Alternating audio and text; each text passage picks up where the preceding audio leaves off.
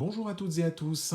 Cette vidéo illustre un article que j'ai écrit pour mon site internet lasonotech.org dans lequel je parle de la mise à jour d'un micro-logiciel par le biais du sonore. Oui, parce qu'il y a des appareils qui ont par exemple une carte micro SD pour les mettre à jour ou alors même une petite prise USB, souvent à l'arrière de l'appareil.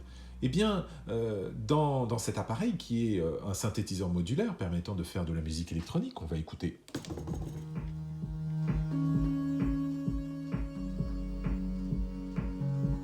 Eh bien, cet instrument est donc une multitude de petits modules, chacun destiné à une utilisation très particulière. Il se trouve que ce module électronique a la possibilité d'être mis à jour. Mais comme je vous disais à l'instant, il n'y a pas de micro SD et il n'y a même pas de USB derrière. Il n'y a absolument rien pour le mettre à jour. Moi, sachant que je pouvais le mettre à jour, je me suis interrogé et j'ai dû lire le manuel.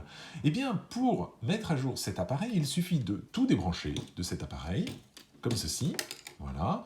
Ensuite, de mettre à 12 heures ce potentiomètre et de brancher son ordinateur ou son téléphone, la sortie de cet appareil, hop, sur celui-ci, dans la prise modèle. Voilà.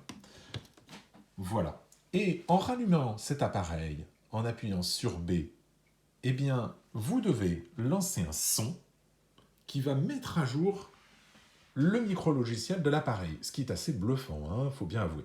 Alors, puisque mon appareil est déjà à jour, je l'ai déjà fait, eh bien, je vais débrancher ça pour vous donner à écouter le fichier en question.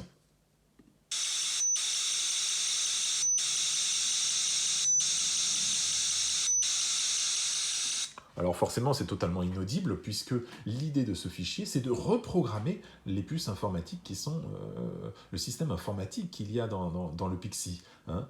C'est totalement inaudible, mais lui, eh bien, il le comprend et il met à jour entièrement son micro-logiciel. Alors c'est assez bluffant parce que je ne connaissais pas ça du tout. Je viens de découvrir quelque chose et je voulais avoir votre avis, notamment savoir si vous aussi vous découvrez la mise à jour de micro-logiciels par le biais du sonore. C'est assez bluffant, je dois avouer. Qu'en pensez-vous ?